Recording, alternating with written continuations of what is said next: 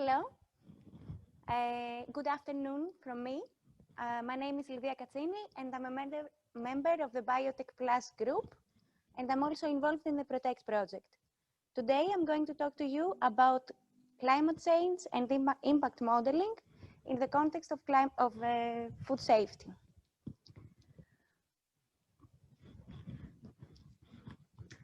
No?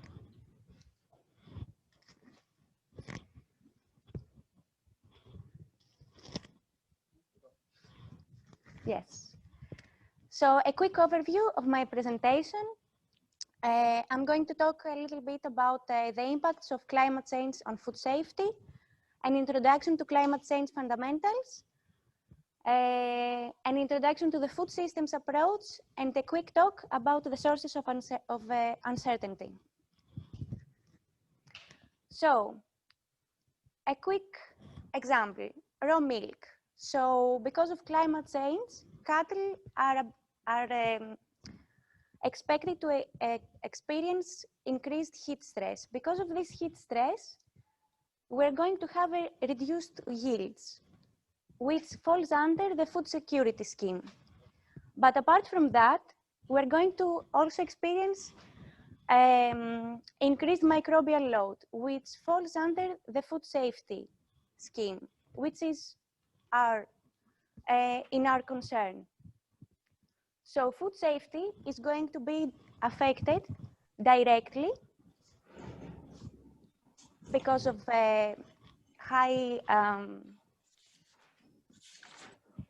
affecting directly the pathogens, quantifying that, affecting their growth rate.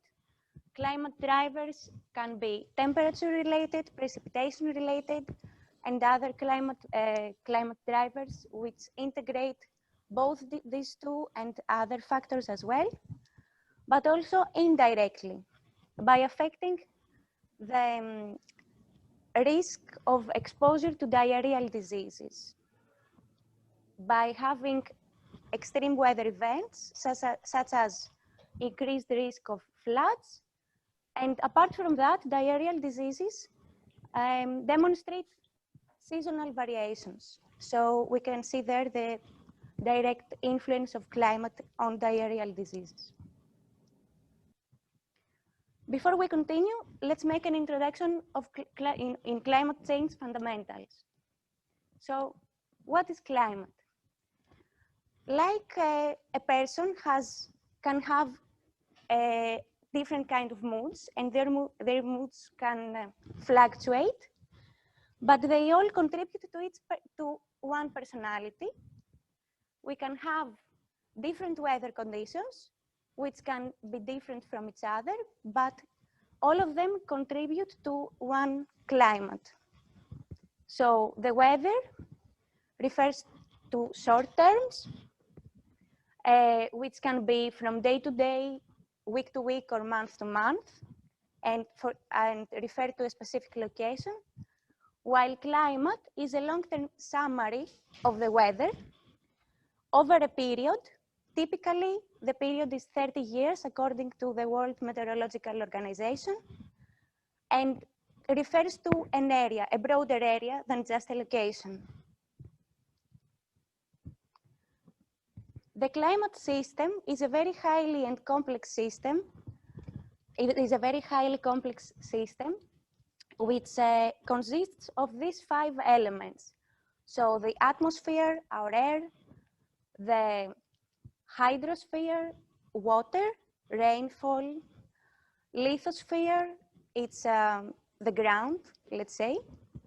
Biosphere, it's all the living things on Earth. And cryosphere, it's ice and permafrost. So what is climate change? According to the definition by IPCC, climate change is the change of the climate which is attributed directly or indirectly to human activity, and is in addition to climate variability. Climate variability refers to the variations in the state of the climate. and these variations are beyond of individual weather events. So there is a difference between climate change and climate variability that we need to consider. In this graph, we can see the global temperature change relative to the pre-industrial period as defined by the 1850s and 1900. As we can see,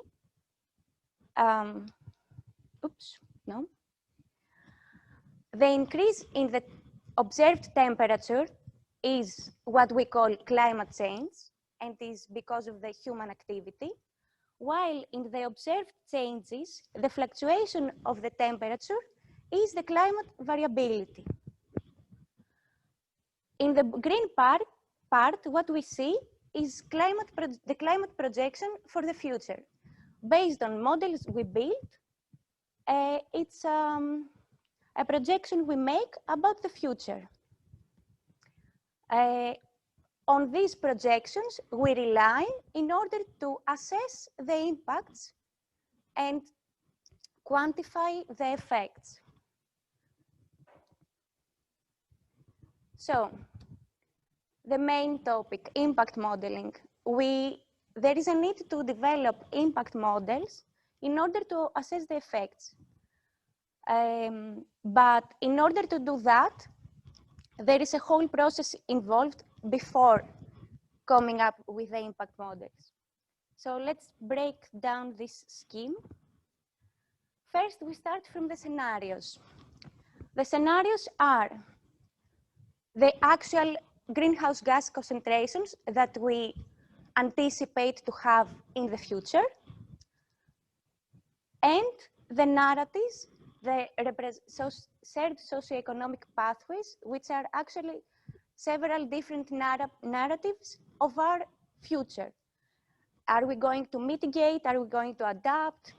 Are we going to continue business as usual? And these two combined give an integrated perspective about the future and lead to us to radiative forcing projections, which serve as an input for global climate models, which gives us the global climate projections, and from that we end up to the graph I showed before. But let's focus a little bit on the global climate models. What scientists do is they simulate the climate system that I showed you before. They do this by dividing the Earth into blocks in the 3 dimensions, and they use simulations to solve several equations in all of these blocks, and then project what is going to happen based on the knowledge that we already have about the climate system. Right now, an ongoing project, the most big one for global climate models, is the CMIP, stands for Coupled Model Intercomparison Project. Coupled because we consider not only the temperature above the land, but also the temperature above the oceans.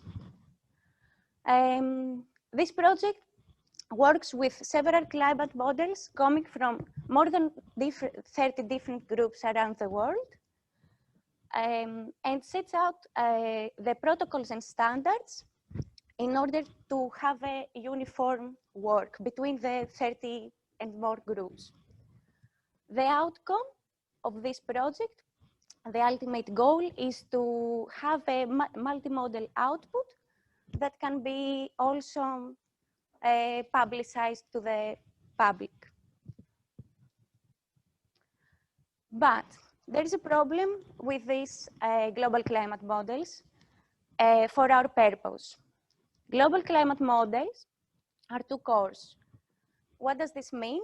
It means that for this 100 kilometers, we assume the same temperature or the same precipitation, which does not refer to the actual reality. So there is a need for higher resolution. And with global climate models, this is cost intensive. So we have developed the regional climate models, which come from downscaling, and they serve better resolution. As you can see, 10 to 50 kilometers, which is suitable for our impact models. An example is the Cortex project. It's a downscaling project. Downscaling can be dynamical. So from the global climate simulations, we come to a more regional area, or statistical. But there is a but here. Because of this climate variability, we lack knowledge about what is going to happen in a regional scale. The knowledge that we have, we can predict the future in a wider scale. We can predict the future about the whole Earth, but we cannot predict the future about a certain area with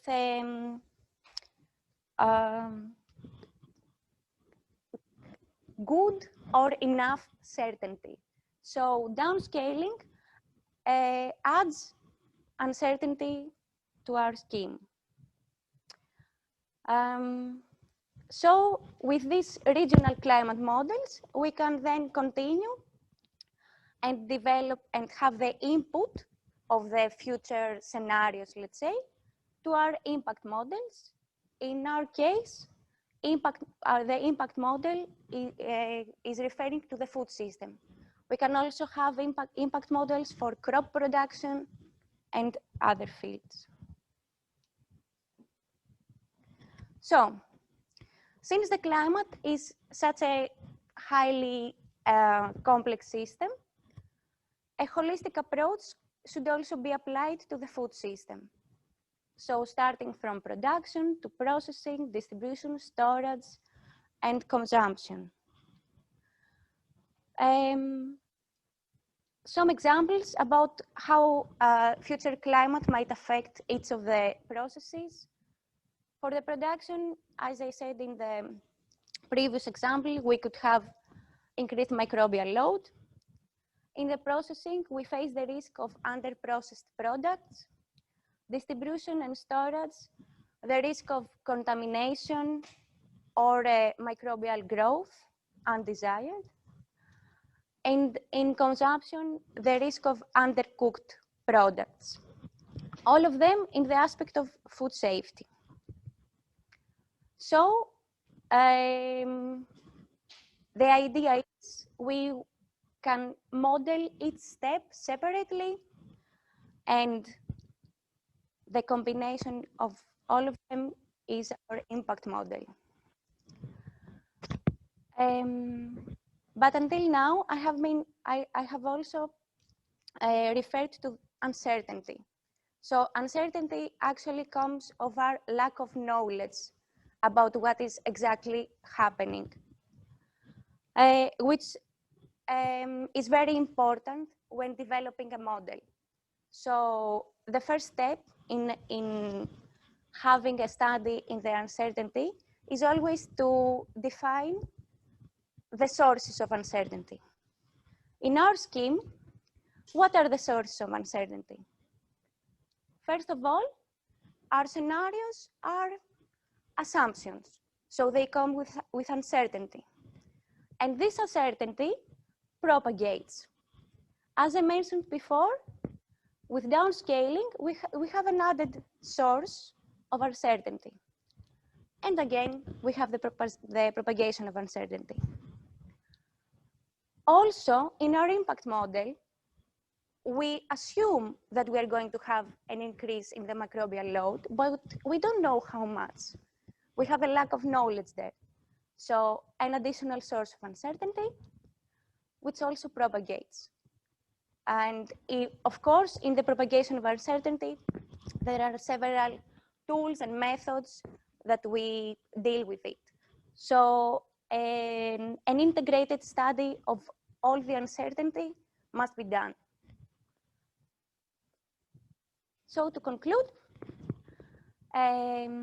we have introduced how we come and end up with the climate projections and how we can use these climate projections in the case of our study. We have introduced a scheme of developing an impact model in the context of food safety, having a food systems approach, and we have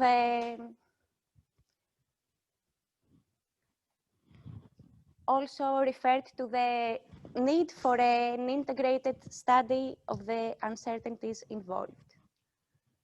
Thank you. These are several contacts. If you have any questions, you can contact me or my colleagues. Thank you very much.